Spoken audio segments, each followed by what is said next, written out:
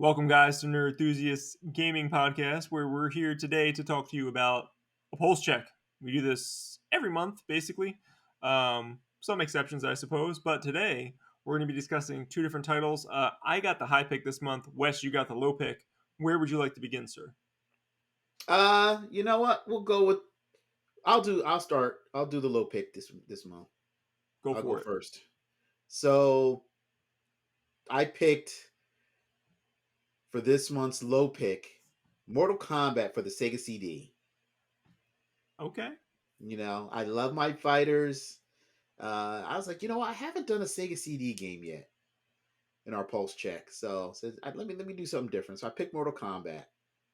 Before you get No. into the prices, can I ask a question? Yep. Never played the CD version. Mm-hmm. I'd imagine the audio is substantially better, but you tell me what's the difference between this and like the Genesis version, or maybe even, well, it's probably similar to the arcade version, but let's say the Genesis version. What's the main differences that you've seen between the two? The only difference, and this is the downer. It's like when you saw Mortal Kombat CD, we were like, oh my god, we're going to get the arcade version of Mortal Kombat, and it's going to be amazing. That's what you would imagine, sure. But in essence, you got the Genesis version with the limited color palette. Wait, what?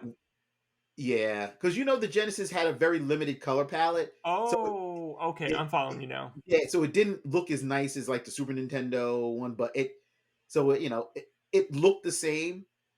It just had a crisper soundtrack and much better sound. I mean, that's But kind of disappointing. I mean, the better sound, sure, but yeah, like it should have looked better. Like, for God's sake, come on, man. A yeah, CD-ROM compared to the Genesis, which was technology from like '89. hmm Come on. yeah. You figure they could cram a lot more on the CD than the Yeah. cartridge, and I was expecting a lot more and didn't get it. I mean, it played fine because the Genesis one played fine. It had all the Oh, it did. blood and everything. It's just it wasn't the arcade. It came close. Like I said, it wasn't bad. And with the added CD power, the expectation was much higher, and it was like, eh.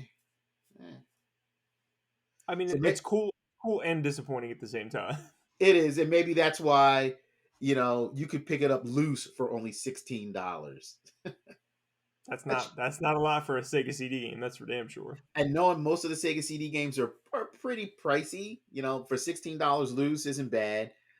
You can do a complete in box for 40. That's not that's not bad. That's not bad at all. Or you can if you can find a brand new sealed one, you're looking at $100. That's surprising. So right. So like I said, it's because it wasn't what everyone hoped it would be, that the prices are so low. But yeah, Mortal Kombat is like dirt cheap for a Sega CD. I bet you it had a high print run if you compare it to how many consoles were released. I bet you it was like maybe even as high as like 1 to 1. I bet you that's why the price is lower. You know what I mean? They probably were like, Hmm. everyone's gonna buy this. It's Mortal Kombat. Everyone's gonna buy it. That has a Sega CD. Yeah, yeah, yeah. Yeah, no, I'm not saying that it's a fact. I'm just saying I would imagine they made a high print run for that game compared to how many Sega CDs were available at the time. Yeah, I'm trying to go back and remember. It's like I don't even know if they added any more animation into it. I really want to say it was a mirror version of the Genesis, because they also did a CD version of Eternal Champions, and very minimal additions to it. It did not take full advantage of the CD. Yeah, it was probably easier to port that way. Here's some porting here. We'll touch up the music and Hmm. we're done. Like, give us another $50 or $60, whatever the hell they were selling for back then. Yep, yep, and that's pretty much it. Hmm, gotcha. So that's mine. You got the high pick this month. Would you go with? So I picked a game that I've never played before. I just know this game is like renowned. People love this game. That it's been set up at like conventions and stuff for people to play. It's a 10-player game on a very expensive system for collecting, which is the Sega Saturn. And this is Saturn Bomberman. I picked Saturn Bomberman because we had Bernardo on earlier. If you guys watched the other clips from the show, or if you're watching the full video, thank you for supporting us. Bernardo is making a game that's a Bomberman slash Metroidvania like, and made me think of this game right away. This is not a game again I've played. I'm going to ask you about it in just a second, but it is a pretty expensive game on Saturn, which not a surprise, right? A lot of Saturn games go for a lot. A loose copy of Saturn Bomberman is $129, complete in box. You're looking at $470, and a brand Mm-hmm. new one's going to run you a cool 800. Ooh, Wes, have you played Saturn Bomberman? no. As a No, matter of fact, I've never played any Bomberman. really. And I know it's people love the franchise. I've never played a Bomberman game. Start! Okie dokie!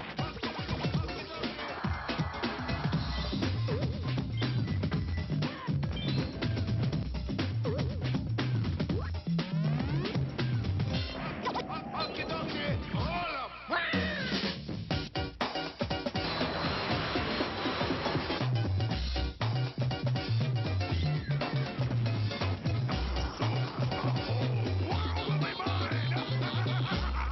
I'm less familiar with them, but I don't remember. I couldn't even tell you which ones I played. I certainly have played them, but I don't know which ones or when. I know that I didn't play this one because I never had a Saturn growing up. I have a Mm, Saturn now, but I don't own this game, which is rather expensive. Um, it is something I would like to try though. Like I said, they do commonly have this set up at conventions and stuff where like mm. that's pretty cool. It does 10 players. Like that's awesome. Like on a Saturn, come on. And it's supposed to be like a very very good Bomberman game. Yeah, I know Bomberman came out for Super Nintendo. Mm-hmm. Um, it's been out. Bomberman has been released on just about almost every console, every platform. But no, I've never touched it. But just looking at the prices, a loose just a CD, $129. Yep. It's the Saturn, man. It's the Saturn. Like Yeah. the common games that nobody wants, they're the only ones that you're gonna get for like 30, $40, $50, something around there. But like, Mhm. once you get to the majority of the library, it's like $100 plus, for things like just the CD. That's commonplace on the Saturn. Yeah, yeah. I've been seeing that a lot more. And just complete in box, you're almost gonna pay $500. Oh my goodness. Yeah, and that's the one that you and I would Woo! both want. Like, do you think I'm gonna run out and go spend $500 on bomb? Like again, it's supposed to be a fantastic game. I'm not doubting that, but I have other places I'd rather spend $500 than Saturn Bomberman Yeah, yeah, me too. Especially a game that I've never played, for sure. or a franchise I've never played. But Man, yeah, that just woo. It just I keep going back to what you said. It's like how Saturn games are just really pricey overall. they are, and there's a lot of Dreamcast games that are like that too. These Hmm. systems that didn't sell extraordinarily well, people want to go back and get the good games from them. The good games are typically, not always, but typically the ones that are going for the most money. That's why like if you care about the Wii U, you need to get all your Wii U stuff like now, if not yesterday. Like that system is going to be expensive. Wii There's gonna, U? Really? Nobody wanted it. Nobody wants it but now. that's the same thing. Nobody wanted the Saturn. The Saturn sold like Eh, crap. yeah, I guess it's so decent in Japan, I'm talking about the U.S. This but the is sold U.S. like Yeah, crap. yeah, Nobody bought it, and those games are hard to get, especially the U.S. versions. Right? You can get Japanese Saturn games all day long, Wes. that's All true. day Yes, you long. can. Yeah, you can. Doesn't matter. They're not expensive. It's the U.S. versions that are expensive because they're hard to find. And the same thing goes for the Wii U. And I don't think every Wii U game is going to be expensive. Mhm. I think there's going to be some of them that are very, very expensive because people are going to go back to that system in 20 years from now or 20 years from when it was released. And they're going to want those awesome games. And all those awesome games are just going to keep going up in price. And they didn't print a lot of them. And they're just going to Mhm. keep going up, just like the Saturn, just like the Dreamcast. Hmm. Okay. Now you can get situations where the price starts to fall, which you are seeing on Dreamcast games. And I'm gonna throw out a few because I collect for Dreamcast. Obviously, you do too. Mm-hmm. Marvel vs. Capcom 1 and 2, Power Mm-hmm. Stone 1 and 2, all dropped in price because Capcom is re-releasing those games, if not already releasing some of them. So Oh, that's right. And that Fighters Collection thing. already Yes. seen the prices decrease on those, sir. And Project Justice was one of the most expensive Dreamcast games that I had, and that's gone down significantly because that's in one of their bundles as well. Wow. Okay. So I'm not saying it's down to like $5, right? But Mm-hmm. it went from like Project Justice was probably at one point like a $350 game, and now it's probably closer to like $180 game. Oof. Really? If I remember correctly, it's been. I'm just trying to use my memory from the last time I Mm-hmm. looked at it.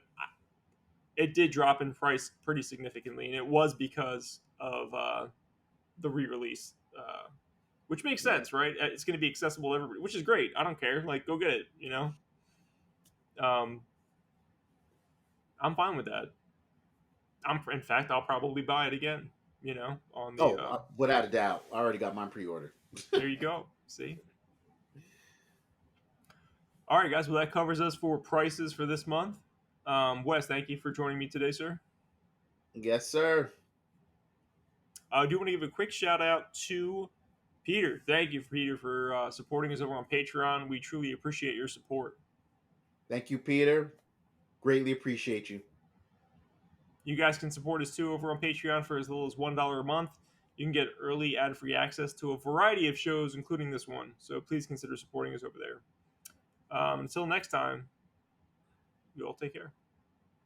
Have a good one, guys.